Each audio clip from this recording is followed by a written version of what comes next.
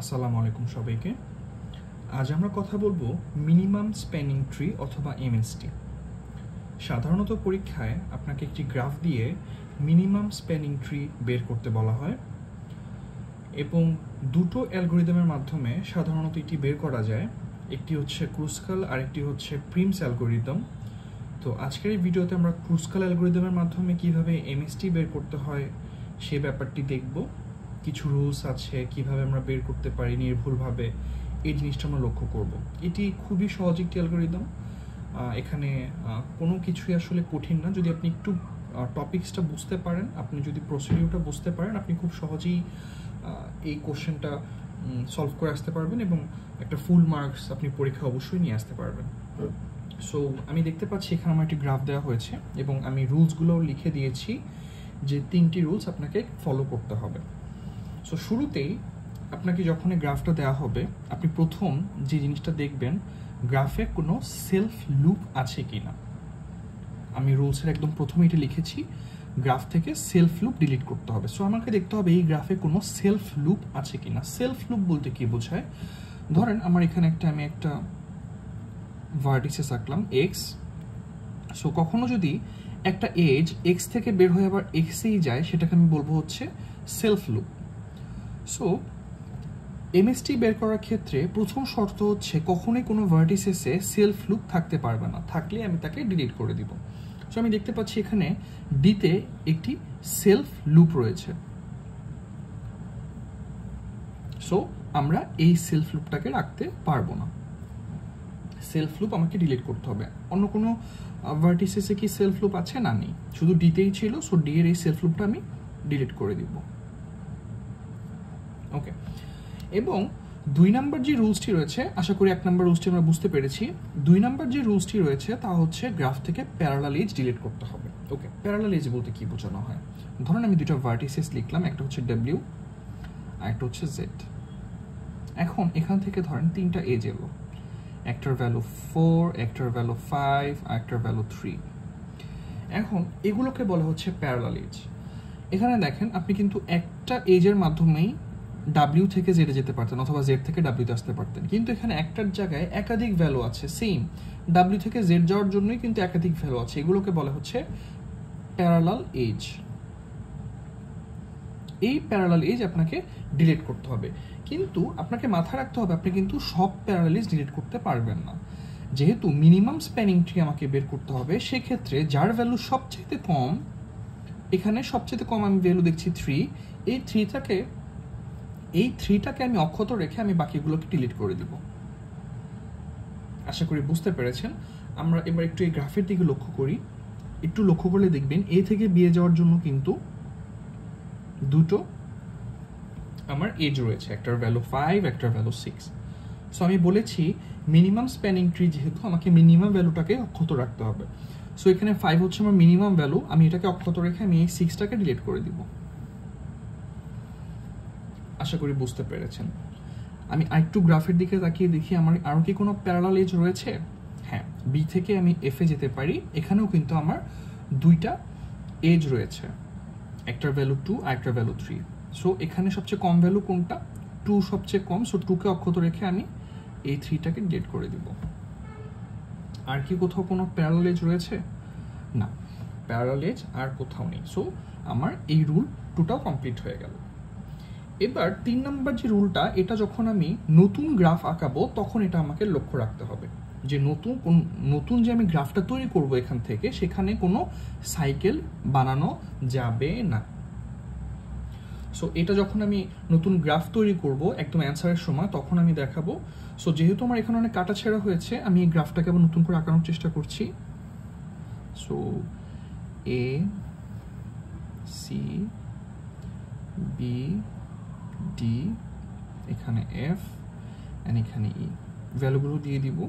ই থেকে এতে যায় 7, ই থেকে সিতে যায় 3-তে, এ থেকে সিতে যায় 8-এ, সি থেকে ডিতে যায় 2-তে, এ থেকে ডিতে যায় 4-এ, এ থেকে বিতে যায় 5-এ, কারণ যেহেতু আমি একটা ডিলিট করে দিয়েছি 5, বি থেকে এফে যায় 2-তে, অ্যান্ড ডি থেকে এফে যায় আমার 3-তে। সো আশা করি আপনারা এখন এই গ্রাফটা থেকে আমি সেলফ লুপ এবং প্যারালালিজ বাদ দিয়ে যে গ্রাফটি আমি পেলাম, আমি এটা এঁকে ফেলেছি, আপনারা হয়তো বুঝতে পেরেছেন। সো এখন আমাকে যেহেতু মিনিমাম স্প্যানিং ট্রি বের করতে হবে, সো জিনিসটা আসলে কেমন, আমাকে এখন জাস্ট সর্ট করতে হবে, ভ্যালুর আন্ডারে আমাকে সর্ট করতে হবে, ভ্যালুর উপর ভিত্তি করে আমাকে সর্ট করে ভ্যালুগুলো বের করতে হবে। আমি সবচেয়ে মিনিমাম এখানে ভ্যালুগুলো নিয়ে কাজ করব। সো পরীক্ষায় ভুল এড়ানোর জন্য যে পদ্ধতিটা আপনি অনুসরণ করতে পারেন, আপনারা প্রত্যেকটা পার্ট আপনারা লিখে নিতে পারেন, সর্টিংয়ের ভ্যালুগুলো আপনারা লিখে নিতে পারেন। ধরেন এখানে আমি দেখতে পাচ্ছি এই গ্রাফে আমি যে নতুন গ্রাফটা পেলাম, এখান থেকে যে নতুন গ্রাফটা এলো প্যারালাল এজ এবং সেলফ লুপ ডিলিট করার পর, এখানে সবচেয়ে মিনিমাম যে ভ্যালু অ্যাসেন্ডিং আকারে ছোট থেকে বড় যে ভ্যালুগুলো আছে, সবার আগে আমি এগুলোকে সুন্দর করে একটু সাইডে লিখে রাখবো, যাতে আমি বুঝতে পারি যে আমার কোন ভ্যালুগুলো লাগছে এবং কোন ভ্যালুগুলো আমার লাগছে না। সো এখানে দেখতে পাচ্ছি এখানে একটা ভ্যালু আছে 2, এখানে একটা ভ্যালু আছে 2। সো ফার্স্টে আমি যে কোনটা নিতে পারি, সিওডি নিতে পারি, বিএফ নিতে পারি। সো আমি বি এবং এফ নিয়ে কাজ শুরু করলাম। আমি বি থেকে এফে যেতে পারি, যেটার ভ্যালু 2। আমি সি থেকে ডিতে যেতে পারি, যেটার ভ্যালু 2। আর কি কোথাও 2-8 আছে? না, 2-8 কিন্তু আর কোথাও নেই। এবার আমি 2 থেকে দেখব একটু বড় কে আছে। সো জানি 2 এর পরে 3 আছে, আমরা এখানে দুইটা 3 দেখতে পাচ্ছি। আর কি কোনো কিছু আছে? না। সো ডি থেকে এফ এ আমি যেতে পারি 3-তে, এবং ই থেকে সিতে যেতে পারি আমি 3-তে। ওকে, সো এবার আমি দেখব 3 থেকে বড় 4, একটি 4ই আছে। এ থেকে ডিতে আমি যেতে পারি 4 খরচ করে, 5, 4 আর নেই, 5। এ থেকে আমি বিতে যেতে পারি 5 খরচ করে,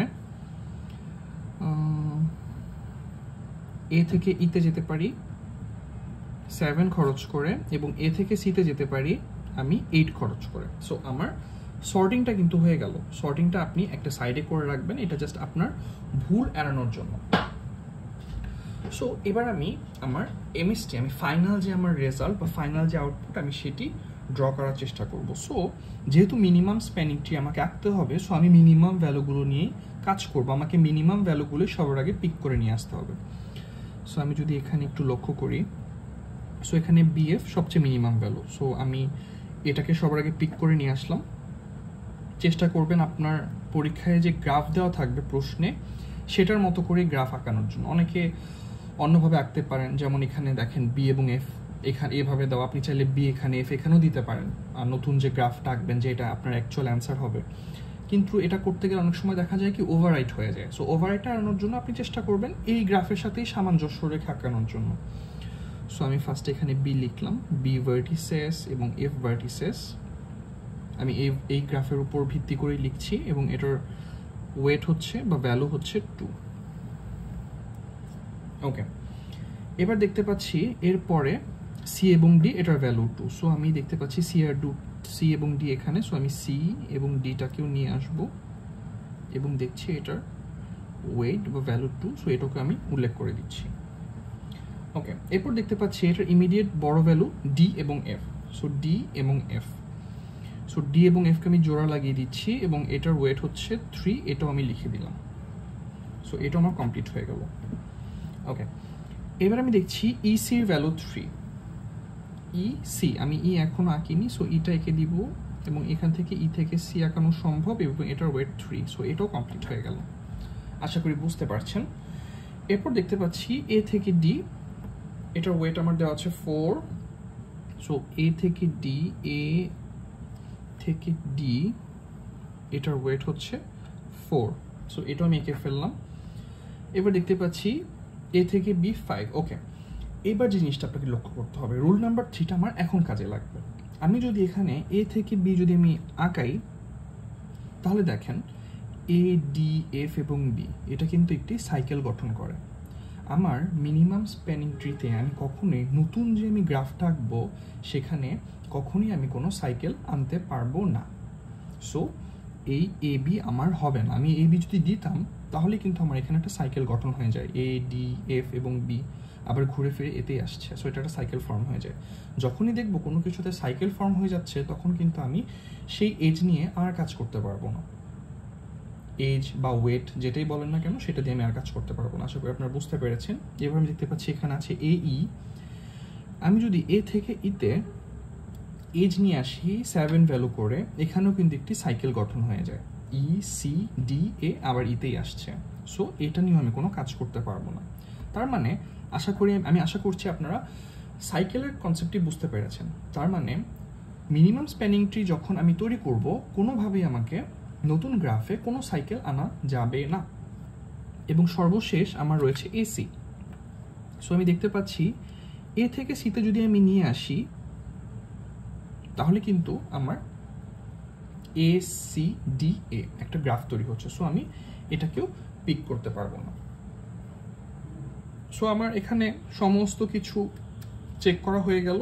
আমি যেটা পেলাম এটাই হবে আমার অ্যান্সার, এবং এটাই হচ্ছে আমার এই গ্রাফের জন্য, গিভেন গ্রাফের জন্য আমার এমএসটি, যেটা আমি ক্রুস্কাল অ্যালগরিদমের মাধ্যমে বের করে নিয়ে আসলাম। পরীক্ষা আপনাকে অনেক সময় ভ্যালু ভেরিফাই করতে বলবে, যে ভেরিফাই করে দেখান যে অ্যান্সারটা ঠিক আছে কিনা। সো ভেরিফাই কিভাবে করবেন? ভেরিফাইয়ের জন্য আপনাকে অলওয়েজ মনে রাখতে হবে, পুরনো যে গ্রাফ সেটাকে আমি ধরলাম ভি, এবং নতুন যে গ্রাফ সেটাকে আমি ধরলাম হচ্ছে, মানে পুরনো গ্রাফের যে ভার্টেক্স সেটাকে আমি ধরলাম ভি, দুঃখিত, এবং নতুন যে গ্রাফ, এটা আমার নতুন গ্রাফ, এটার যে ভার্টিসেসগুলা সেটাকে আমি ধরলাম ভি প্রাইম। তার মানে নতুনের ভার্টিসেসের সংখ্যা এবং পুরনোর ভার্টিসেসের সংখ্যা সবসময় সেম হবে। আমরা যদি এই গ্রাফটা দেখি, এখানে কয়টা ভার্টিসেস আছে? 1 2 3 4 5 6, 6টা ভার্টিসেস। এবং আমরা যদি একদম নতুন যে এমএসটি বের করার পর যে গ্রাফটি পেলাম, সেখানে আমার কয়টা ভার্টিসেস আছে? 1 2 3 4 5 6, এখানেও 6টা আছে। তার মানে ভার্টিসেসের জিনিসটা কমপ্লিট, আমি ভার্টিসেসের জিনিসটা প্রুফ করতে পারলাম। এবার এজের বিষয়টা, এজটা আমি কিভাবে প্রুফ করব? এজের প্রুফটা হবে হচ্ছে, এটাকে আমি প্রাইম দিচ্ছি, এটা সবসময় হবে নতুন গ্রাফের জন্য, যেহেতু এটার এজের সংখ্যা হবে ভার্টিসেসের সংখ্যা -1। সো আমরা যদি দেখি, আমার ভার্টিসেসের সংখ্যা কিন্তু ছিল 6, সো এজের সংখ্যা হওয়ার কথা 5, তাই না? 6 - 1 5। সো দেখবো এখানে 5টা এজ আছে কিনা, 1 2 3 4 এবং 5। হ্যাঁ, এখানে আমার 5টা এজই রয়েছে। সো এভাবে আপনাকে পরীক্ষায় প্রুফ করতে বলতে পারে যে ক্রুস্কাল অ্যালগরিদমের মাধ্যমে মিনিমাম স্প্যানিং ট্রি বের করে আমাকে প্রুফ করে দেখাও যে এজের সংখ্যা ভার্টিসেসের থেকে 1 কম কিনা, এবং ভার্টিসেস আমার যে গ্রাফ দেওয়া হচ্ছে তার সমান কিনা। আশা করি আপনারা বুঝতে পেরেছেন। আমি আরেকটি এক্সাম্পলের মাধ্যমে আপনাদেরকে আরেকটু প্র্যাকটিস করানোর চেষ্টা করব, যাতে পরীক্ষায় আসলে আপনারা খুব সুন্দর করে ক্রুস্কাল অ্যালগরিদম ব্যবহার করে এমএসটি বের করে দিয়ে আসতে পারেন। ধন্যবাদ আপনাদেরকে।